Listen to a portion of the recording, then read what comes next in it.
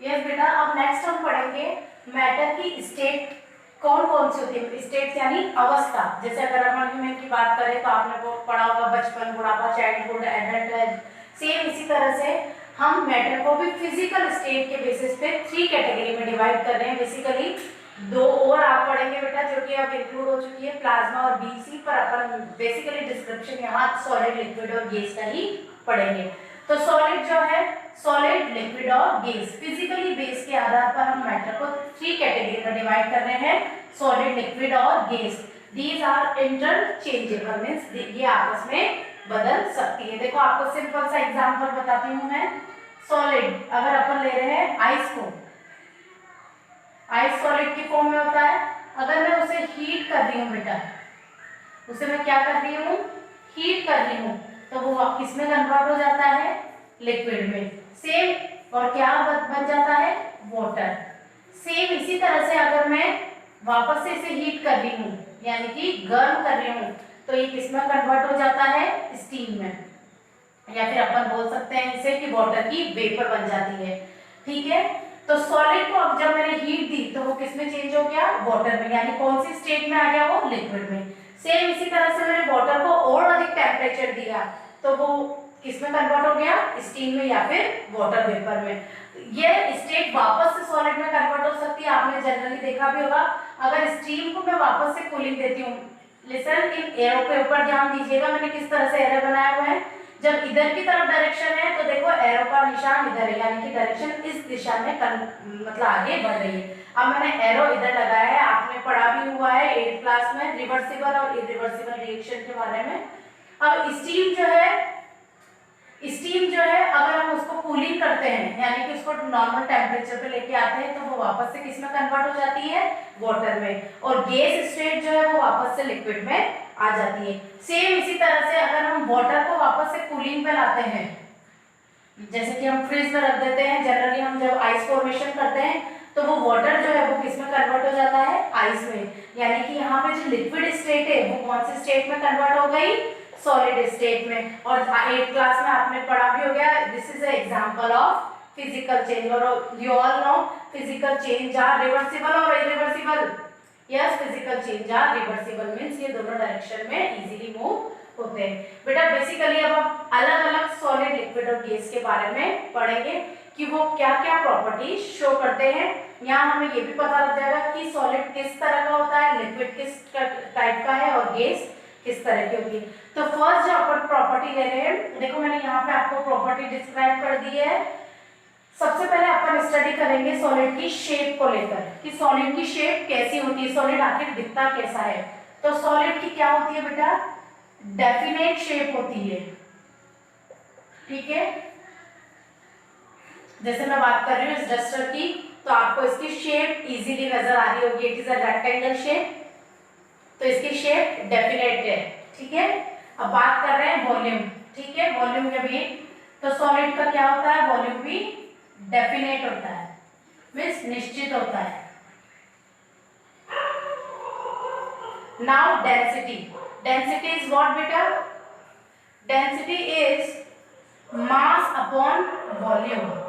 ठीक है, मास upon volume, यानी कि पर्टिकुलर सॉलिड का एक अगर अपन वॉल्यूम ले ले तो उसमें कितना मास है। तो सॉलिड जो होता है उसकी हाई डेंसिटी होती है एज कंपेयर टू लिक्विड और गैस, हाइयर, या अपन बोल सकते हैं हाईएस्ट, हाईएस्ट डेंसिटी। अब बात करते हैं कंप्रेसिबिलिटी। कंप्रेसिबिलिटी का मतलब है बेटा क्या हम उसे दबा सकते हैं, कंप्रेस कर सकते हैं।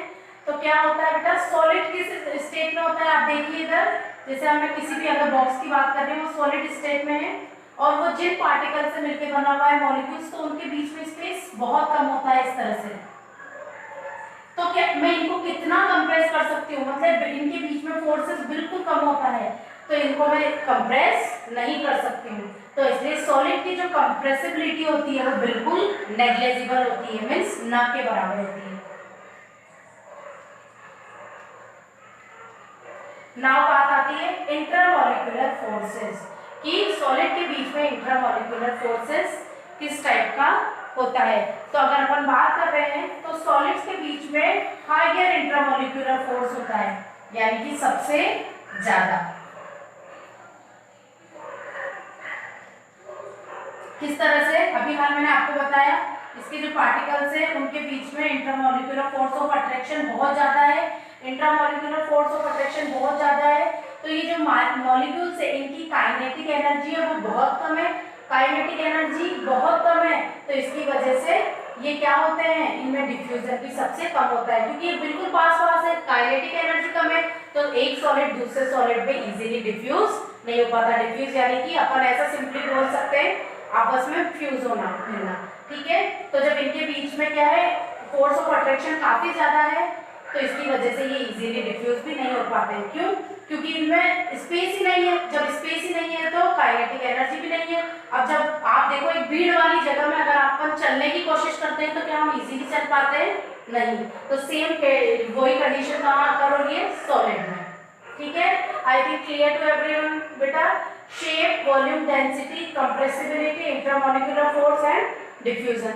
सेम अपन पढ़ेंगे लिक्विड को लेके ये कैटेगरी के बारे में, ठीक है। लिक्विड, आप देखिए क्या लिक्विड की डेफिनेट शेप होती है? यस और नो? लिक्विड की डेफिनेट शेप होती है या नहीं? तो यस, लिक्विड की डेफिनेट शेप नहीं होती है, क्योंकि अगर आप देखेंगे, आप जनरली आपको एग्जांपल बताती हूँ कि अगर आप डेली अगर आप 1 लीटर दूध लेते हैं, तो आप जब दूध वाला आपके घर आता है तो आप जनरली कोई भी अगर यूटेंसिल लेके चले जाते हैं तो वो उसमें दूध को दे देता है, ठीक है। तो यानी कि लिक्विड की कोई भी शेप नहीं होती है। जिस कंटेनर में भी लिक्विड को पोर किया जाता है, they acquire the shape of that container, यानी कि लिक्विड को जिस भी कंटेनर में पोर किया जाता है वो उसी की शेप को एक्वायर कर लेता है। अगर आपको ये समझ में नहीं आया तो एग्जांपल से समझाती हूँ। अगर 1 लीटर दूध है, अगर मैं चाहे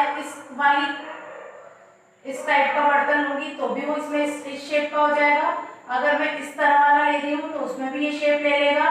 सेम अगर इसी तरह से ये वाला ले रहे हैं तो उसमें भी वो इसकी शेप एक्वायर कर लेगा, यानी कि लिक्विड की कोई शेप नहीं है, जबकि इसमें सेम वॉल्यूम है। तो यहाँ पे ये चीज भी क्लियर हो गई है। जैसे कि तीनों में बेटा कितना है, अगर अपन माने तो 1 लीटर, कुछ भी ले लेते हैं मिलके, ठीक है। तो लिक्विड की कोई शेप नहीं है, उसने जिस कंटेनर में अपन ने पोर किया है उसने उसी की शेप को एक्वायर कर लिया है।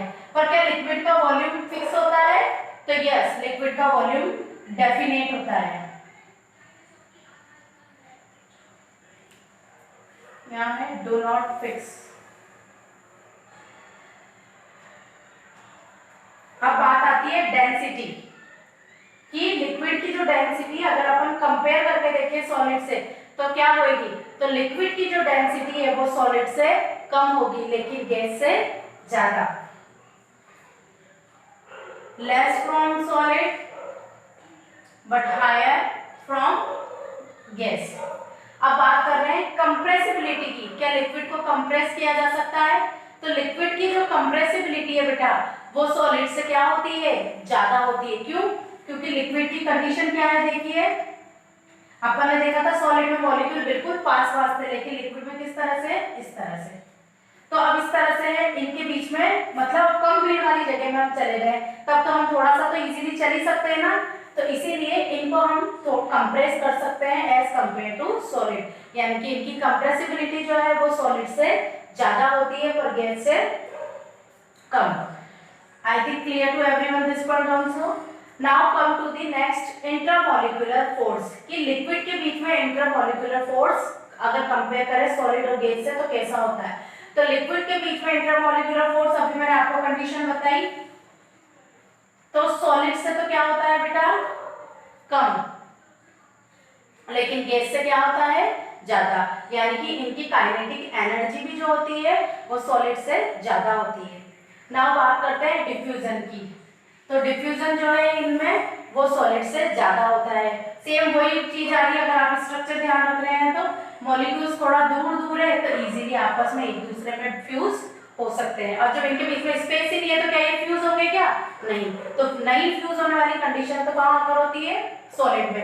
देखो बेटा ये आपस में एक दूसरे से जुड़े हुए हैं, जब इंट्रामॉलिक्यूलर फोर्सेस बहुत ज्यादा है, बहुत पास पास है, तो जब बहुत पास है तो किसी चीज को कंप्रेसिबिलिटी कर सकते हैं कि उसको और दबा सकते हैं क्या? नहीं दबा सकते। जब उनको दबा ही नहीं पा रहे हैं अपन तो वो एक दूसरे में मिल भी नहीं पा रहे हैं, तो यानी कि उनका डिफ्यूजन भी कम है। सेम इसी तरह से उनकी फिर डेंसिटी भी क्या हो गई? ज्यादा, क्योंकि वो अपनी जगह से हिल ही नहीं रहे हैं। I think clear to everyone.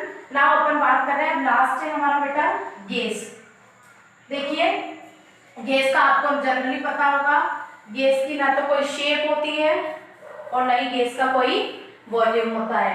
बात कर रहे हैं डेंसिटी की, तो गैस की जो डेंसिटी है वो सबसे क्या होती है? कम। कंप्रेसिबिलिटी की बात कर रहे हैं तो गैस को क्या किया जा सकता है? गैस की सॉरी अगर गैस की कंप्रेसिबिलिटी की अगर अपन बात कर रहे हैं तो सबसे ज्यादा हाईली कंप्रेस किया जा सकता है गैस को। ठीक है। नाउ इंट्रामॉलिक्यूलर फोर्स, तो इंट्रामॉलिक्यूलर फोर्स जो है इनमें वीक होता है, यानी कि सबसे कम होता है। जब सबसे कम इंट्रामॉलिक्यूलर फोर्स है यानी कि मॉलिक्यूल किस तरह से है? कितने दूर है। जब इतनी दूर है तभी तो हम इनको इजीली कंप्रेस कर पा रहे हैं, क्योंकि इनकी काइनेटिक एनर्जी बहुत ही ज्यादा है। जब काइनेटिक एनर्जी बहुत ज्यादा है तो इनका डिफ्यूजन भी क्या है? सबसे फास्ट होता है। आपको पता है किसी भी तरह की गैस, चाहे वो फ्रेग्रेंस वाली हो या फिर बैड हो, वो इजीली स्प्रेड हो जाती है। सेम इसी तरह से अगर अपन बात करें कंप्रेसिबिलिटी का, इजीली एग्जांपल है अपने जो घरों में हम सिलेंडर यूज करते हैं उसमें जो गैस होती है एलपीजी, लिक्विफाइड पेट्रोलियम गैस, उसको हम वो गैस होती है लेकिन उसको हाई प्रेशर पे हम क्या करते हैं बेटा? कंप्रेस करके किसमें कन्वर्ट कर देते हैं? लिक्विड फॉर्म में। यस बेटा, तो आज यही टॉपिक है। नेक्स्ट में हम कंपैरेटिवली स्टडी करेंगे तीनों की। So today's our topic is complete. Now turn for homework.